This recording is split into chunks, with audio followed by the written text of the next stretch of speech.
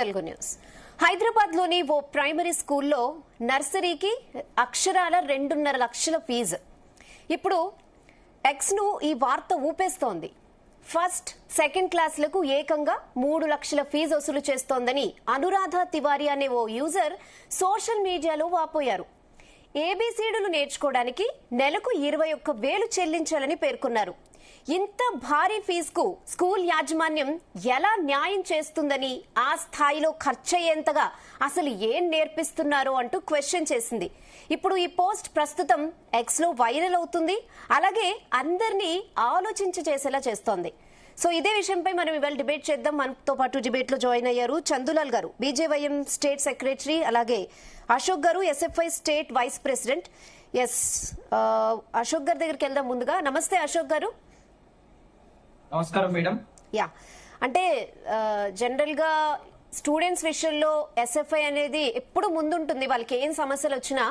కానీ ఈ ఫీజుల విషయంలో ఈ రోజుది కాదు, ఇది ఎప్పటి నుంచో ఉన్న సమస్య. విపరీతంగా ఫీజులు పెరిగిపోతున్నాయి. సో ఏంటి ఎస్ఎఫ్ఐ నుంచి మీరు ఏం చేయబోతున్నారు, అసలు ఏం చేస్తున్నారు, ఎందుకు గవర్నమెంట్ భయపడట్లేదు? ఇంత దారుణంగా ప్రైవేట్ స్కూల్స్ లో ఫీజులు పెరిగిపోతున్నాయి, ఎవరు పట్టించుకోరా?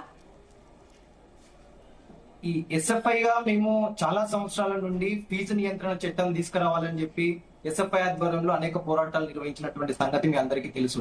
అదే విధంగా టిఆర్ఎస్ ప్రభుత్వం ఉన్నప్పుడు ఎల్కేజీకే ₹1,00,000 నుంచి ₹4,00,000 ఫీజులు తీసుకుంటున్నారని చెప్పి అప్పుడు పెద్ద ఎత్తున ఉద్యమాలు నిర్వహించిన ఇప్పుడున్నటువంటి కాంగ్రెస్ ప్రభుత్వము ఇప్పుడు ఫీజు నియంత్రణ చట్టం తీసుకొని వస్తామని చెప్పి కాంగ్రెస్ ప్రభుత్వం చెప్పింది. ఫీజు నియంత్రణ చట్టం తీసుకొని వస్తాం, అదే విధంగా దానికి సంబంధించిన ఫీజు నియంత్రణ చట్టానికి సంబంధించిన ఒక కమిటీ వేస్తామని చెప్పి ఈరోజు కాంగ్రెస్ ప్రభుత్వం చెప్పింది. కమిటీ వేసిన దాని కమిటీకి సంబంధించినటువంటి మాజీ ఐఏఎస్ అధికారి ఆకునూరి మురళీ సార్ ని దానికి పెట్టిన తర్వాత కూడా ఇప్పటి వరకు 19 నెలలు గడుస్తున్నా ఇప్పటి వరకు ఫీజు నియంత్రణ చట్టం అనేది తీసుకొని రాలేదు. అందుకు కారణంగానే ఈ రోజు మనం ఇందాక మీరు మాట్లాడినప్పుడు చెప్పారు, గత వారం రోజులుగా ట్విట్టర్ లో గానీ, వెయిటింగ్ లిస్ట్ లో గానీ, మీడియాలలో ఒక ఎల్కేజీ సంబంధించినటువంటి స్టూడెంట్ కి ₹2,71,000 ఫీజు వసూలు చేస్తున్నారని చెప్పి ఒక బయటకు వచ్చింది. ఇదే కాదు, దాదాపు 2017 సంవత్సరం నుండి చాలా సంవత్సరాల క్రితం నుండి ఇండస్ స్కూల్ కానీ ఇంటర్నేషనల్ స్కూళ్లలో ఎల్కేజీకి 4 లక్షల నుంచి 6 లక్షల రూపాయల ఫీజులు కూడా తీసుకున్నటువంటి సందర్భం ఉంది. అంటే ఈ రోజు ఏబిసి అనే అక్షరాలు నేర్చుకున్నటువంటి వయసు చిన్న పిల్లలకు కూడా ఈ రోజు వారికి కేవలం స్కూల్ తీసుకుని వెళ్లి వాళ్ళకి ఏబిసిడీలు నేర్పించి కొద్దిసేపు పడుకోబెట్టి ఇంటికి పంపించడానికి ₹3,00,000 ఫీజులు తీసుకుంటున్నారు. ఈ రోజు ఈ ఫీజుల నియంత్రణ చట్టం తీసుకురావాల్సినటువంటి బాధ్యత ఈరోజు కాంగ్రెస్ ప్రభుత్వానికి ఉంది. కానీ అవేవి చేయకుండా ఇప్పుడు ఈ ఫీజులు పెంచిర్రు అని చెప్పి బహిరంగంగా వేటి న్యూస్ లో కానీ, మీడియాలో కానీ, ట్విట్టర్ లో పెద్ద ఎత్తున చర్చ నడుస్తుంది. ఇప్పటి వరకు విద్యాశాఖ అధికారులు కానీ, డిఈఓలు కానీ, హైయర్ ఎడ్యుకేషన్ సంబంధించినటువంటి స్కూల్ డైరెక్టరేట్ ఆఫీసర్లు కానీ ఇప్పటి వరకు దీని మీద స్పందించినటువంటి సందర్భం లేదు. ఆ స్కూల్ మీద చర్యలు తీసుకున్నటువంటి సందర్భం లేదు. కాబట్టి ఎస్ఎఫ్ఐ గా మేము ఒకటే చెప్తా ఉన్నాము, ఏదైతే కాంగ్రెస్ ప్రభుత్వం వచ్చిన తర్వాత ఏదైతే కమిటీ వేసిర్రో ఫీజు నియంత్రణ చట్టం తీసుకొని వస్తామన్నారో ఆ ఫీజు నియంత్రణ చట్టం అనేది తీసుకొని రావాలి. విద్యా సంవత్సరం ఆల్రెడీ ప్రారంభమైంది, ఇప్పటి వరకు దాన్ని ఊసు కూడా లేదు. ఈ రోజు ఈ ఫీజుల రూపమే కాకుండా మీకు తెలియాల్సింది ఏంటంటే ఈ రోజు బుక్స్, యూనిఫామ్స్ పేరుతోటి కూడా కొన్ని వేల కోట్ల రూపాయలు ఈ రోజు వసూలు చేస్తా ఉన్నారు. ఈ రోజు ₹1,00,000 నుంచి ₹4,00,000 ఫీజులు పెడతా ఉన్నారు. ఇదే కాకుండా మా స్కూల్లోనే బుక్కులు కొనుక్కోవాలి, మా స్కూల్లోనే యూనిఫామ్ కొనుక్కోవాలి అని చెప్పి స్కూళ్లలో విద్యార్థులను, తల్లిదండ్రులను టార్చర్ పెట్టి ఇక్కడే కొనుక్కోవాలని ఒక నిబంధన పెట్టి ఈవెన్ అశోక్ గారు ఫుడ్ విషయంలో కూడా కొన్ని స్కూల్స్ అసలు ఇంటి నుంచి ఫుడ్ రాకూడదు, అది కూడా నేరంగా చెప్తున్నారు. ఇప్పుడు మీరు అంటున్నట్లు ఇప్పుడు ఇంటర్నేషనల్ స్కూల్స్ ఏవైతున్నాయో ఈ ఫీజు ఏదైతుందో అక్కడే వాళ్ళే స్కూల్స్ స్నాక్స్ గానీ, ఫుడ్ గానీ అక్కడే పెడుతున్నటువంటి సందర్భం ఉంది. ఈ రోజు ఒక చిన్న బాబు ఎల్కేజీ చదువుతున్నటువంటి స్టూడెంట్స్ కి వాళ్ళ తల్లిదండ్రులకు ఏ ఫుడ్ తినాలి, ఏది నాణ్యమైనటువంటి భోజనము, మా బాబుకి ఏ భోజనం పెడితే మంచి ఉంటది అని చెప్పి తల్లిదండ్రులు బాక్స్ పెట్టిస్తే అది కూడా అక్కడ అలో చేయనటువంటి పరిస్థితి ఈ రోజు ఇంటర్నేషనల్ స్కూళ్లలో ఉంది. ఇదే కాకుండా వాళ్ళకి పెట్టినటువంటి భోజనమే తినాలని చెప్పి ఈరోజు ఇంటర్నేషనల్ స్కూళ్లలో కొత్తగా దీన్ని తీసుకొని వచ్చినటువంటి సందర్భం కూడా ఉందని చెప్పి మేము తెలియజేస్తా ఉన్నాం. యా, ఎస్ చందులాల్ గారు నమస్తే అండి. యా, ఎస్ బీజేవైఎం నుండి అసలు మీరు ఏం చెప్తారు ఈ విషయంపై? ఎన్నో సంవత్సరాల నుంచి ఇష్యూ ఉంది, ఇప్పటిది కాదు. కరోనా టైంలో ఇంట్లో ఉండి చదువుకున్నారా, చాలా బెటర్ సిచ్యువేషన్ ఏమో అనిపిస్తుంది. చాలా దారుణంగా అసలు 2.5 లక్షలు అంటే ఏంటి? నిజంగానే ఆమె పెట్టిన పోస్ట్ నిజంగానే 2.5 లక్షలకి వాళ్ళ టీచర్స్ ఏం న్యాయం చేస్తారంటే నెలకి 21,000 చొప్పున ఏబీసీలు ఎట్లా నేర్పిస్తారు, ఏం న్యాయం చేస్తారని క్వశ్చన్ చేస్తున్నారు. సో మీరు ఏం చేయదలుచుకున్నారు నిజంగా? అంటే గవర్నమెంట్ కూడా ఇప్పుడు అశోక్ గారు చెప్పినట్టు ఫీజు నియంత్రణ చట్టం తెస్తామని చెప్తున్నారు, తేవట్లేదు అంటున్నారు. సో మీరు స్ట్రిక్ట్ గా దీని మీద ఎలాంటి ఉద్యమం చేయాలనుకుంటున్నారు, ఏం చెప్తారు? గతంలో ఫీజులకు సంబంధించి భారతీయ జనతా యువ మోర్చా రాష్ట్ర వ్యాప్తంగా ఎట్లయితే అకాడమిక్ స్టార్ట్ అయినప్పటి నుంచి కూడా ఆందోళన చేస్తా వచ్చింది. ఫీజుల నియంత్రణ అనేది ఇప్పటి అంశం కాదు మేడం. గత 10 సంవత్సరాల నుంచి ఎట్లయితే కరోనాకు ముందు, కరోనా తర్వాత ఇది ఒక ఆన్లైన్ దోపిడీగా మారిపోయింది. ఆన్లైన్ క్లాసులు చెప్తామనేసి లక్షల్లో దోపిడీ, ఒక ఆన్లైన్ క్లాస్ కోసం లక్షల్లో దోపిడీ మనం చూస్తా ఉన్నాం. బైజూస్ ఇట్లా చాలా యాప్స్ ద్వారా గానీ, ఇప్పుడు ప్రైవేట్ సంస్థలు గానీ, ఈ రోజు మనకు ఒక సోషల్ మీడియాలో ఒక పోస్ట్ వైరల్ అవుతా ఉంది. ఎల్కేజీకి ₹1,00,000, ₹2,00,000, ₹2,71,000 సాక్షాత్తు. ఇది మనకు కనిపించింది ఒకరి పరిస్థితి మాత్రమే. ఇది హైదరాబాద్ చుట్టూ ఉన్న ప్రైవేటు కార్పొరేట్ సంస్థల యొక్క ప్రతి ఒక్క స్కూల్లో ఇదే భాగోతం.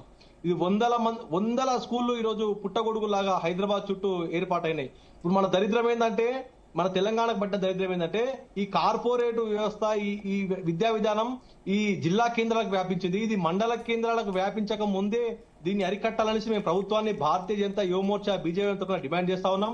తప్పకుండా వీటిపైన విద్యాశాఖ మంత్రిగా ముఖ్యమంత్రి గారు ఈ యొక్క అంశానికి సంబంధించి మీరు మాట్లాడాల్సి మేము డిమాండ్ చేస్తా ఉన్నాం.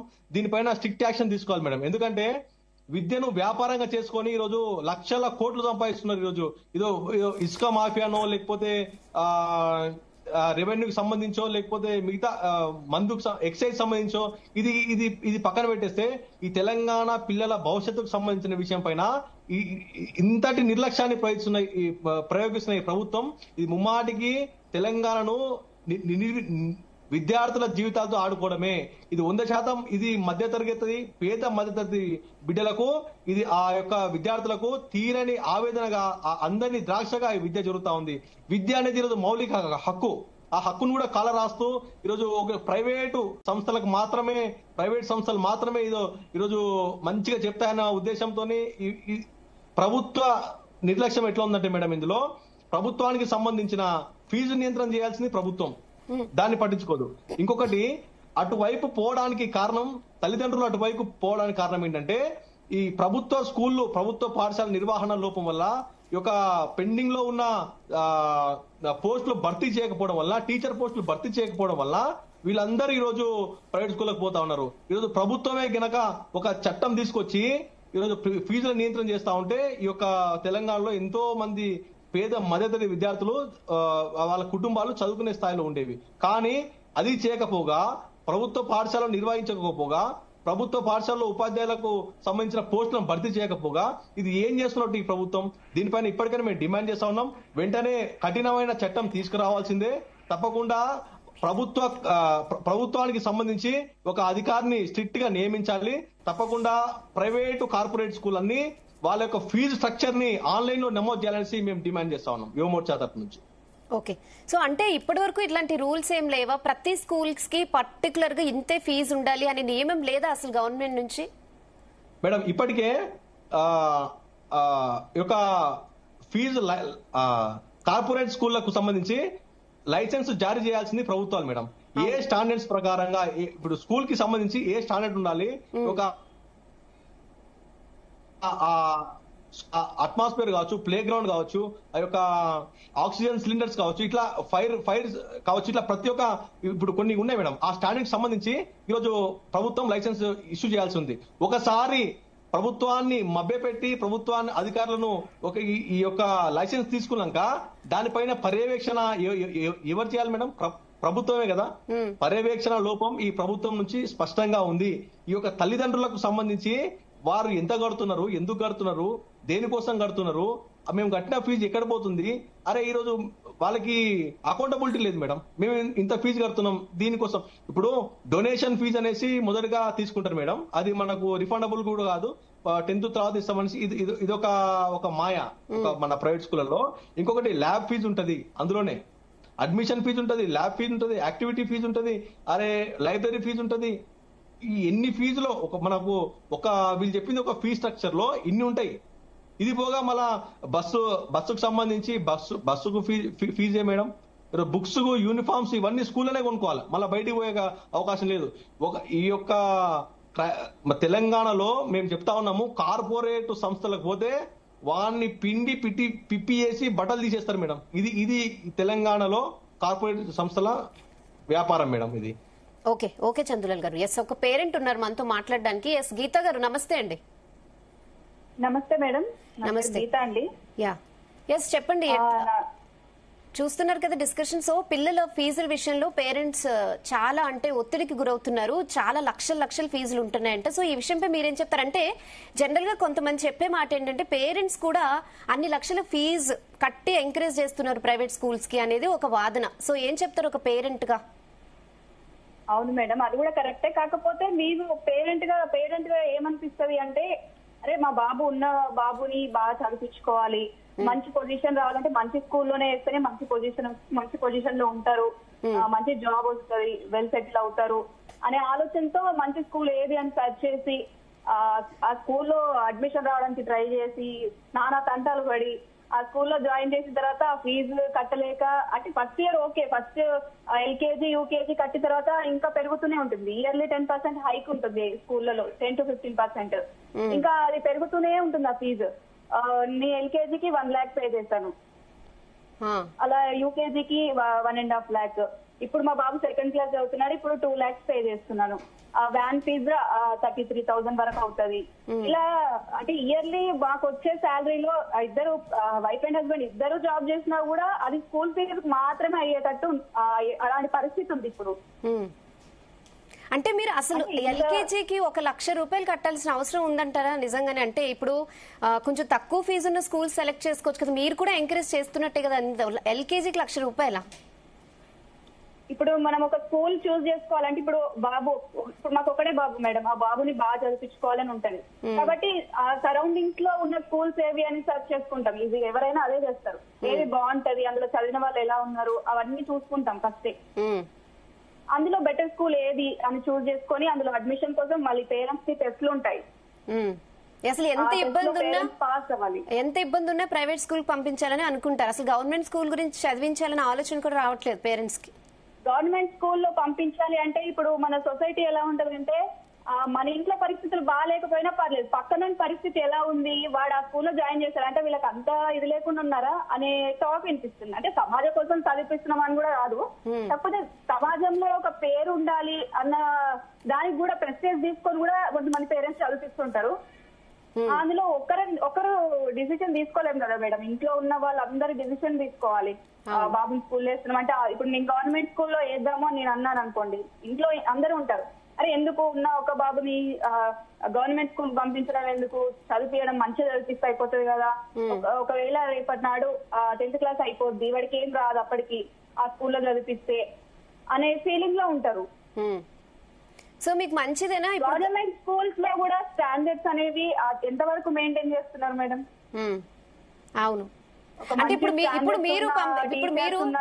మీరు ప్రైవేట్ స్కూల్ పంపిస్తున్నారు కదా, మరి ప్రైవేట్ స్కూల్స్ కూడా అంటే చాలా స్కూల్స్ చాలా చిన్నగా అసలు ప్లే గ్రౌండ్ ఉండదు, ఆడుకునే ప్లేస్ ఉండదు, ఒక ఫ్లాట్ లో పెట్టేస్తున్నారు స్కూల్స్. సో మరి అలాంటి స్కూల్స్ కూడా అలాంటి స్కూల్స్ కూడా ఉన్నాయి. కాకపోతే అన్ని ఆలోచించుకునే వస్తాం కదా మేడం. మళ్ళీ అలాంటి స్కూల్లో ఇప్పుడు మా బాబు చదువుతున్న స్కూల్ 2 acres లో ఉంది. ఓకే, అందులో ఆల్మోస్ట్ అన్ని ఉంటాయి. ఓకే, సో ప్లే గ్రౌండ్ అన్ని చూసి వేసుకున్నారు మీరు, సేఫ్టీ చూసుకున్నారు, ప్లే గ్రౌండ్ ఉంది, అన్ని చూసుకుని వేసుకున్నారంట. అన్ని ఉన్నాయి. ఓకే, ఓన్లీ మేము కట్టేది మాత్రం ఓన్లీ స్టడీకే, గేమ్స్ కి మళ్ళీ సపరేట్ కట్టాలి.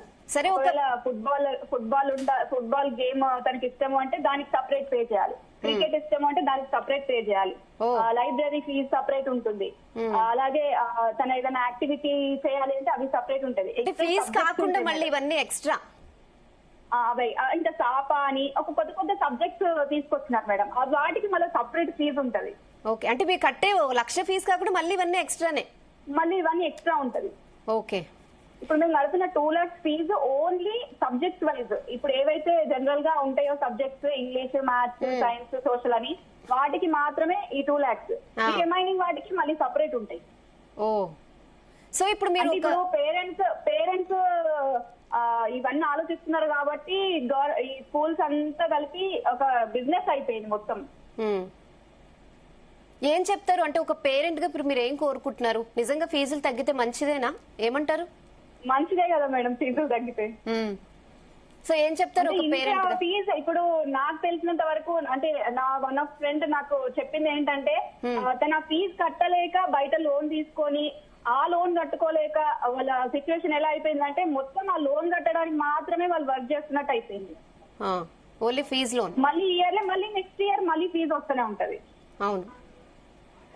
మళ్ళీ దాన్ని కట్టడానికి ఇంత పేరెంట్స్ అంత ఇంట్లో ప్రాబ్లమ్స్ కంటే ఎక్కువ వీళ్ళ స్టడీ గురించి ఎక్కువ స్ట్రెస్ తీసుకోవాల్సి వస్తుంది. సరే ఇంత కట్టి ఇంత చేస్తున్నా కూడా వాళ్ళు ఏమైనా చెప్తారా అంటే వాళ్ళు మోస్ట్ ఆఫ్ ది హోంవర్క్ ఇంట్లోనే మేము నేర్పించాల్సిందే తప్ప వాళ్ళకి నేర్పించే అంత ఒక 20% వాళ్ళు నేర్పిస్తే 80% మేము ఇంట్లో నేర్పించుకోవాలి మేడం. బాబు ఇంటికి 4:30కి వస్తే 9 వరకు కూడా వాడికి హోంవర్క్స్ అవ్వవు. 2nd క్లాస్ అబ్బాయికి అన్ని వాళ్ళు నేర్పించడానికంటే ఎక్కువ ఇంట్లో మేము నేర్పించుకోవాల్సి వస్తుంది. అన్ని హోంవర్క్స్ ఉంటాయి. అన్ని హోంవర్క్స్ ఉంటే అంత నేర్పించాలి. అంటే మేము నేర్పించేదానికి కూడా అంత ఫీజు పే చేయాలి. అసలు వర్కింగ్ ఉమెన్ కి అది పాసిబులా? అంతసేపు బాబుతో కూర్చొని స్పెండ్ చేసి నేర్పించడం అసలు పాసిబుల్ అవ్వదు మేడం. ఇప్పుడు ఇంట్లో ఇద్దరు వర్క్ చేస్తేనే వచ్చే శాలరీకి ఆ ఫీజులు కట్టగలుగుతారు. అదే సరే ఇంట్లో ఉంటే బాబుని చదివించుకోవడం అట్లా పాసిబుల్ అవ్వదు.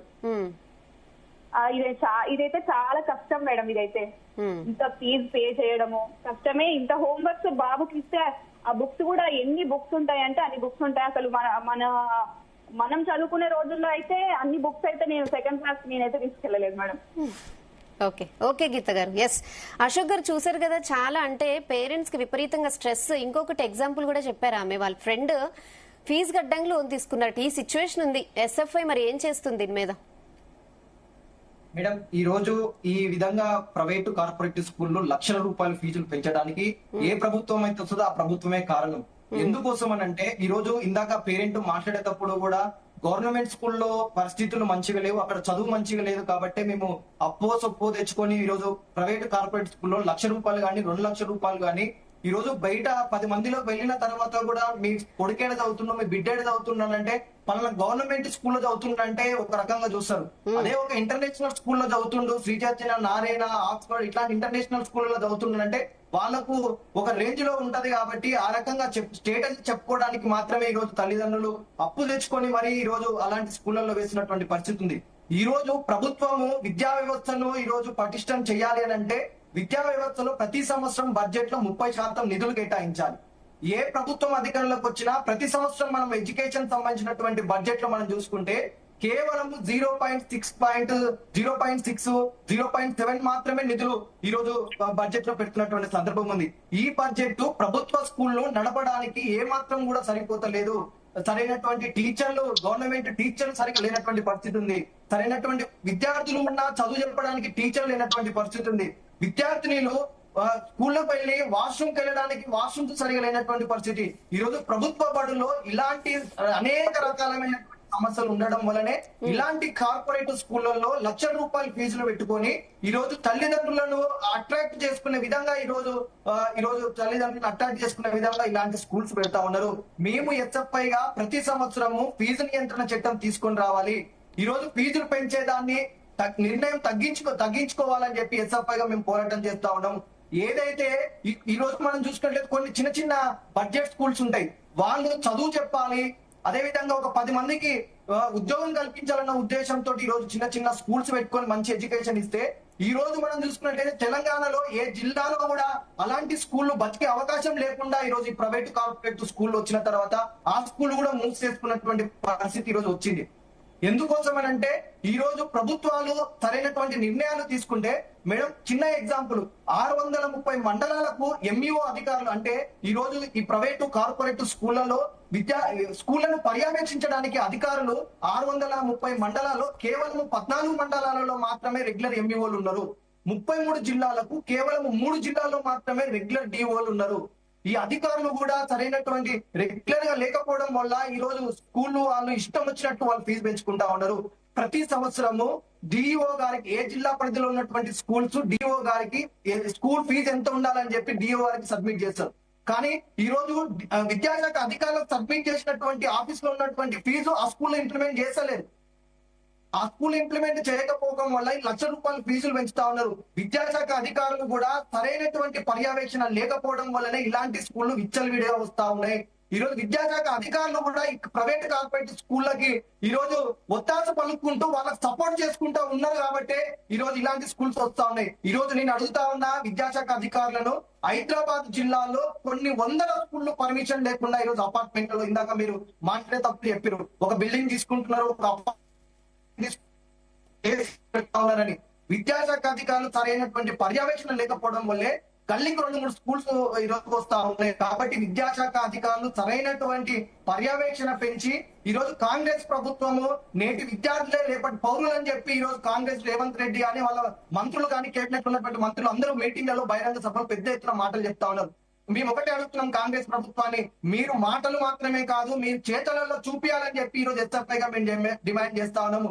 మీరు ఏదైతే విద్యా కమిషన్ ఏదైతే చేసిర్రో, ఫీజు నియంత్రణ చట్టం తీసుకొని వస్తామని చెప్పి కమిషన్ ఏదైతే చేసిర్రో, వచ్చే విద్యా సంవత్సరం నుంచి ఫీజు నియంత్రణ చట్టం తీసుకొని వచ్చి తెలంగాణ రాష్ట్రం మొత్తం ఒకే రకమైనటువంటి ఫీజు ఉండాలని చెప్పి ఈ రోజు ఎస్ఎఫ్ఐగా మేము ఫైట్ చేస్తా ఉన్నాము. ప్రభుత్వాలు కూడా ఆ రకంగా చూసి ఏమైతుందంటే మేడం, ఈ ₹1,00,000 ఉండడం వల్ల కేవలం కొంతమంది మాత్రమే చదువు అందుతున్నటువంటి పరిస్థితి ఉంది. ఎవరికైతే డబ్బు ఉంటుందో వాళ్ళే డబ్బులు ఉన్నటువంటి స్కూళ్ళలో వేసుకుని ఆ విద్యార్థులు చదివిస్తున్న సందర్భం ఉంది. డబ్బు లేనటువంటి విద్యార్థులు చదువుకు దూరం అవుతా ఉన్నారు. ఈ రోజు మన బస్ స్టాప్ లో గానీ, హోటళ్లలో గానీ, ఇలాంటి ఫంక్షన్ హాల్లో గానీ బాల కార్మికులు ఈ రోజు చదువుకోవడానికి చదువు డబ్బులు లేక ఎంతో మంది పనులు చేసుకొని బాల కార్మికుల్లాగా మారుతున్నటువంటి పరిస్థితి తెలంగాణ కాంగ్రెస్ ప్రభుత్వం అధికారంలోకి వచ్చిన తర్వాత కూడా జరుగుతా ఉంది. ఓకే అశోక్ గారు మాట్లాడతారు కానీ పీడియాట్రిషియన్ డాక్టర్ శివరంజని గారు కూడా జాయిన్ అయ్యారు. ఎస్, నమస్తే శివరంజని గారు. నమస్తే.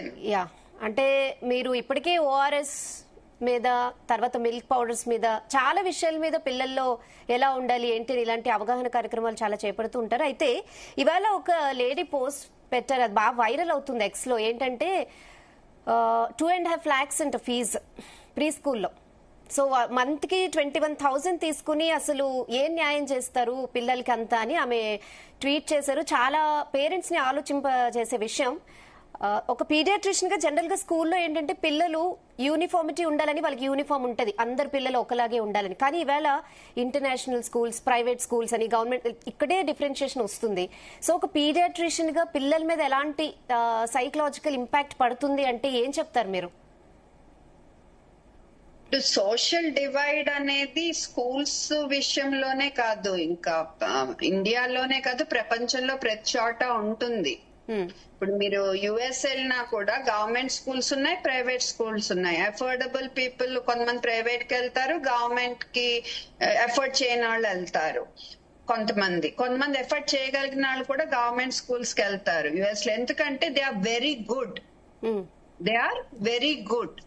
కానీ ఇక్కడ మనకేంటంటే గవర్నమెంట్ స్కూల్స్ లో ఇప్పటికీ కూడా అంటే ఆ కాన్ఫిడెన్స్ ఉండట్లేదు పేరెంట్స్ కి. అందులో టీచర్స్ టైంకి వస్తారు, టైం చెప్తారు. ఇది వరకు గవర్నమెంట్ స్కూల్ అంటే చాలా బాగుండేవి ఒకప్పుడు.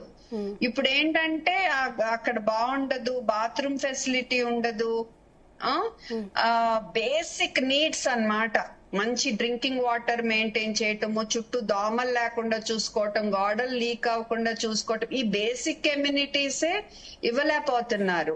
సో దానివల్ల అక్కడ డబ్బులు కట్టుకోలేని వాళ్ళు ఇక్కడ గవర్నమెంట్ స్కూల్ కి వెళ్ళలేకపోతున్నారు, అలానే ఇక్కడ ఫీజులు కట్టలేకపోతున్నారు. So government has to make good plan. ఇప్పుడు ఈ గవర్నమెంట్ స్కూల్స్ ని ఇంప్రూవ్ చేయటానికి ప్లాన్ చేయాలి. అండ్ ప్రైవేట్ స్కూల్ ఫీజు అనేది మరి వాళ్ళు ఇచ్చే ఫెసిలిటీస్ బట్టి వాళ్ళు ఫీ డిసైడ్ చేసుకోవటము అండ్ పేరెంట్స్ దాన్ని బట్టి వాళ్ళకి అది సూట్ అవుతా లేదా అనేది నిర్ణయించుకోవటము జరుగుతుంది.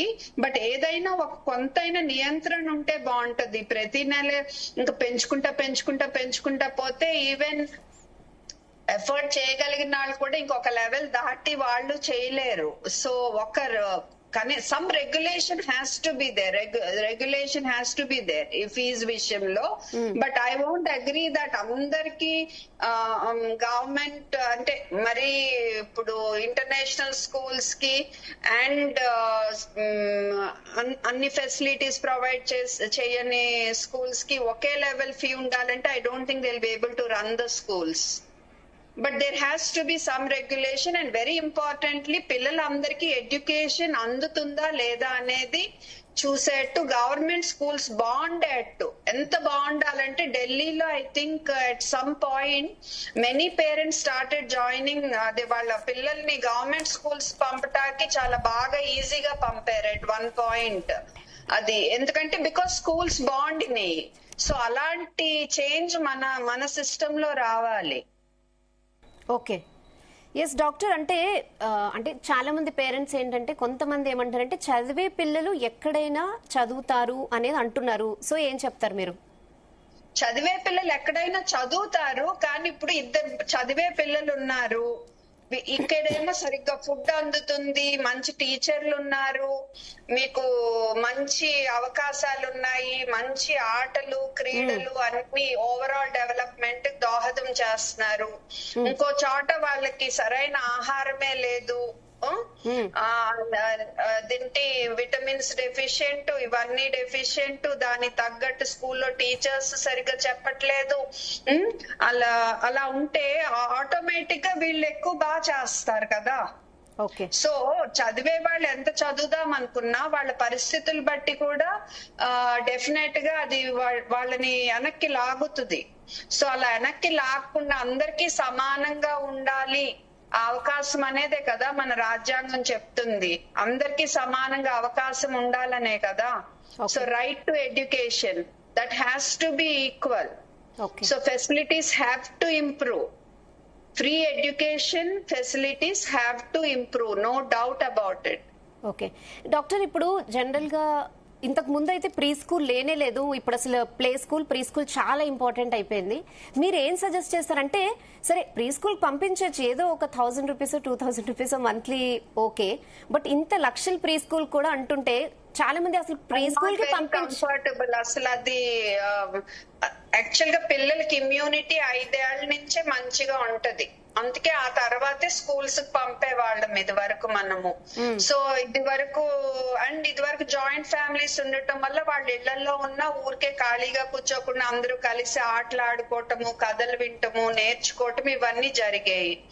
సో ఇప్పుడు ఏమైతుందంటే వీళ్ళు ఎక్కువ న్యూక్లియర్ ఫ్యామిలీస్ అయిపోయినాయి, ఎవరికాళ్ళు వర్కులకి వెళ్ళిపోతున్నారు. సో పిల్లలకి ఎడ్యుకేషన్ ఎడ్యుకేషన్ అంటే ఏబిసిడి అనే కాదు, ఈ ప్రపంచం అంటే ఇదిగో ఇది బస్సు, ఇది కారు, రోడ్డు మీద ఇలా నడవాలి, ఈ పక్షులు, ఈ మొక్కలు, మనము ఇది అంకెలు ఒకే 1 1 కలిపితే 2 రూపాయలు, ఇలా ఈ బేసిక్ కథలు, మంచి మారల్స్ ఇవన్నీ చెప్పాలి అంటే మనకు వాళ్ళకి ఇంకొక చోట పంపించాల్సిన అవసరం పడుతుంది.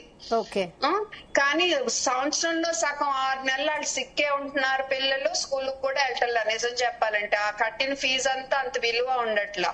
ఆర్ పోనీ కట్టిన ఫీజుకి బాగా ఫెసిలిటీస్ ఉంటున్నాయా అంటే మొన్న ఒకళ్ళు చెప్పారు మంచినీళ్లు తాగటానికి పంపట్లేదంట పిల్లల్ని, ఎందుకంటే వాళ్ళు బాత్రూమ్ కి వెళ్తామని అడుగుతున్నారని. ఇది ఎంత ఘోరమో చూడండి. తర్వాత ఇంత ఫీజులు తీసుకుంటున్నారు, ఆయమ్మలు పిల్లల్ని సరిగ్గా శుభ్రం చేయట్లేదు. ఓకే, ఇంత ఫీజులు తీసుకుంటున్నారు, అక్కడ దోమలు ఉంటానే ఉంటున్నాయి. ఇంత ఫీజులు తీసుకుంటున్నారు, ఒక్కళ్ళకి పిల్లలకి ఏమన్నా అయితే ఫస్ట్ ఎయిడ్ చేయటం తెలియట్లా చాలా మందికి. ఓకే, మరి ఇది అంటే దేని బేసిస్ మీద అంత ఫీజు తీసుకుంటున్నారు? మరి ఓన్లీ కరిక్యులం బేసిస్. అంత కరిక్యులం డెఫినెట్ గా మన పిల్లలు చక్కగా వాళ్ళకి మంచిగా మెదడుకి దోహదం చేసేది ఉండాలి, ఫిజికల్ యాక్టివిటీ ఉండాలి. బట్ అదొక్కటే సరిపోదు కదా, పిల్లల హెల్త్ ఇంపార్టెంట్, పిల్లల సేఫ్టీ ఇంపార్టెంట్. వీటన్నిటి గురించి వాళ్ళు చేయట్లే. ఇంకా 100% అటెండెన్స్ అవార్డులు ఇస్తున్నారు. అంటే సిక్ గా ఉన్న పిల్లలు ఇంట్లో పడుకోకుండా రావాలన్నమాట స్కూల్ కి. వేరే వాళ్ళకు కూడా అంటించాలి. ఈ రకంగా ఉంటున్నారు, ఇది అస్సలు బాగుండట్లేదు. సో దీనికి మనం ఇంత కట్టుకుని స్కూల్ కి పంపాల్సిన అవసరం లేదు. మా బిడ్డ ఇంట్లోనే ఇంకా సేఫ్ గా ఉంటారు. సో ప్రీ స్కూల్ కి పంపించాల్సిన అవసరం లేదు, బట్ మన ఇంట్లో అన్ని నేర్చుకోగలిగి కొంచెం ఫ్యామిలీ మెంబర్స్ కూడా ఎక్కువ మంది ఉండి నేర్చుకోగలగాలి, మనం నేర్పించగలగాలి, ఓపిక్ గా పిల్లలకి నేర్పించుకోవాలి. అండ్ అలా నేర్పించుకోగలిగితే ప్రీ స్కూల్ వద్దు, లేదంటే ఎందుకంటే పిల్లలతో కలవాలి కదా, ఒక్కడే ఇంట్లో టీవీ ముందు చూస్తా కూర్చుంటే అది కూడా కరెక్ట్ కాదు. ఓకే. సో బేసికల్ గా బాబు ఎడ్యుకేట్ అవ్వాలి, బట్టి కొట్టుడు కాదు. నేను అనేది ABCD ఎడ్యుకేషన్ కాదు.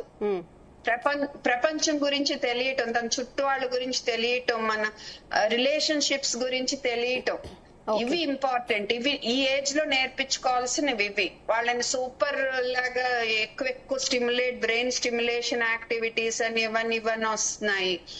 That we paediatricians don't agree with. Okay okay doctor. Yeah yes, ఇద్దరు పేరెంట్స్ కూడా జాయిన్ అయ్యారు మనతో పాటు. హలో పావని గారు. హలో. హలో.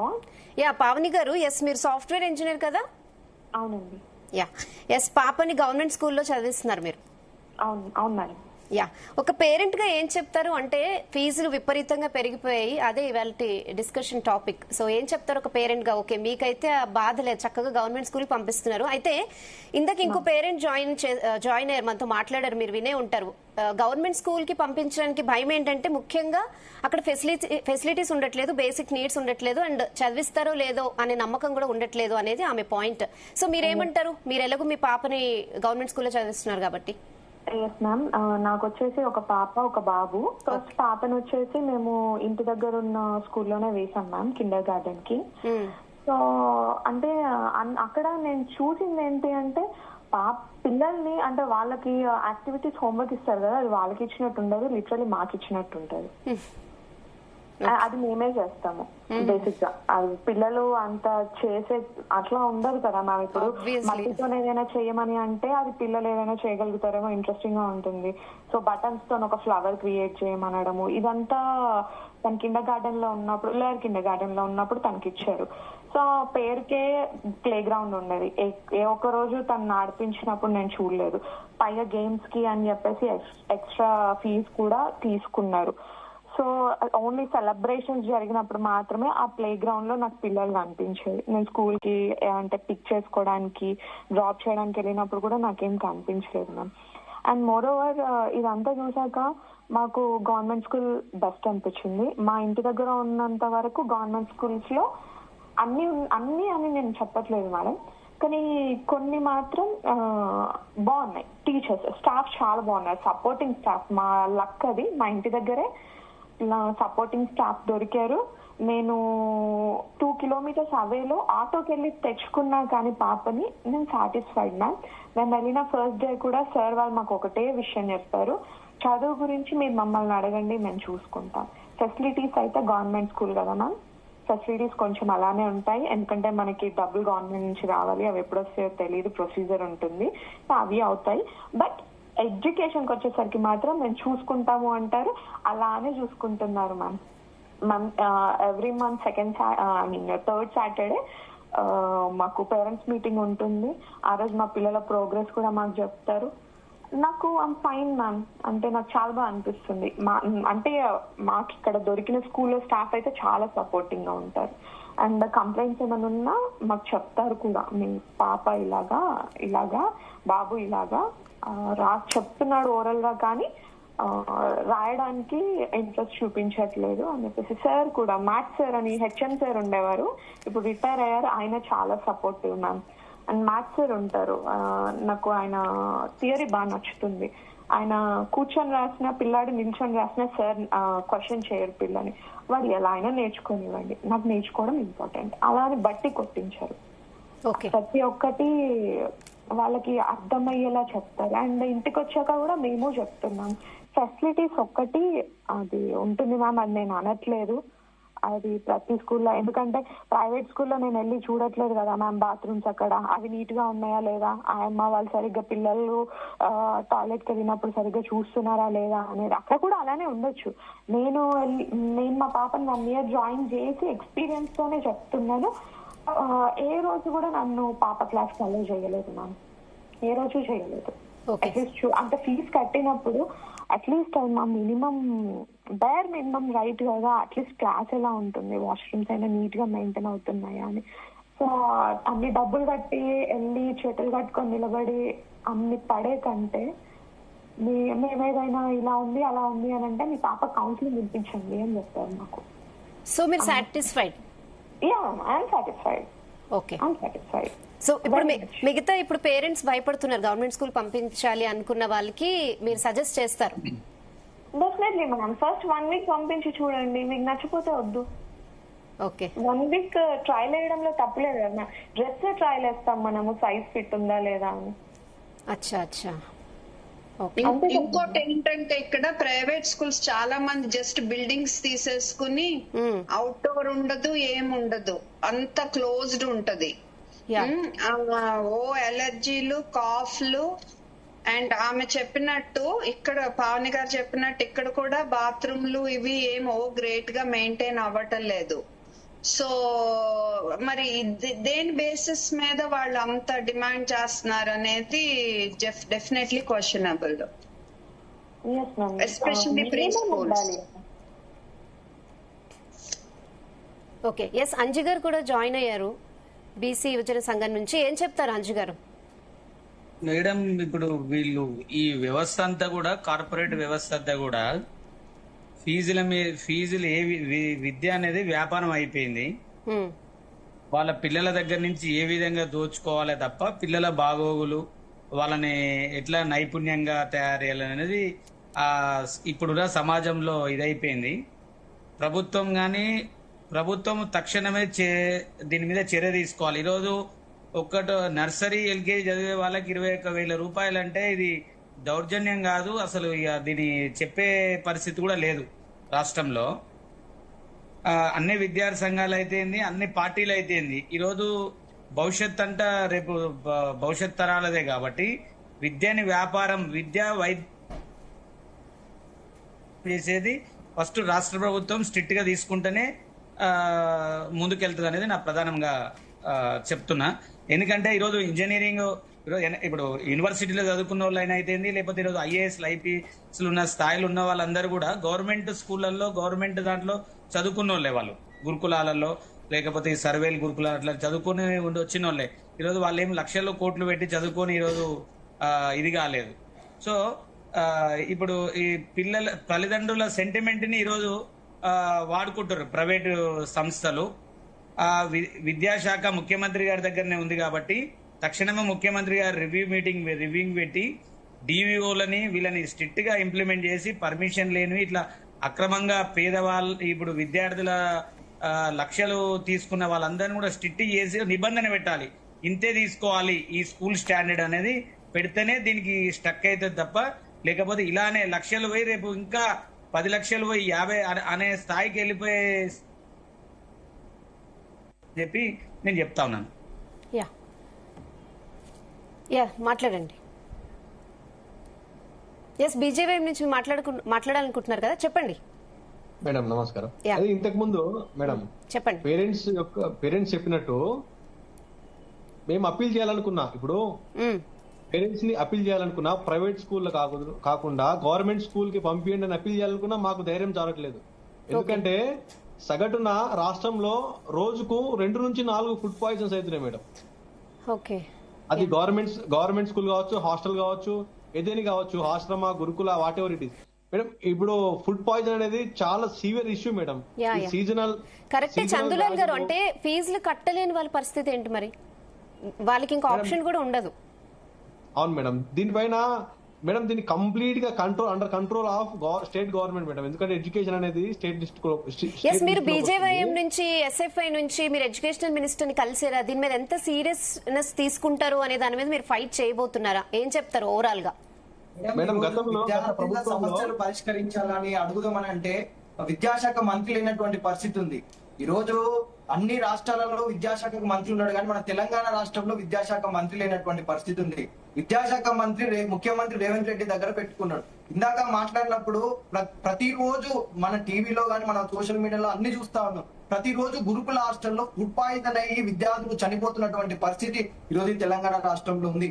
విద్యా రంగంలో ఎన్నో సమూలమైనటువంటి సమస్యలు ఉన్నాయని చెప్పి చెప్దామని అంటే కనీసం ముఖ్యమంత్రి కలనటువంటి పరిస్థితి ఈ రోజు ఉన్నటువంటి పరిస్థితి ఉంది. విద్యాశాఖ మంత్రి లేనటువంటి పరిస్థితి ఉంది. కాబట్టి వెంటనే విద్యాశాఖ మంత్రిని నియమించాలి. ఈ విద్యారంగంలో ఉన్నటువంటి సమస్యలన్నింటినీ పరిష్కరించాలని చెప్పి మేము డిమాండ్ చేస్తాం.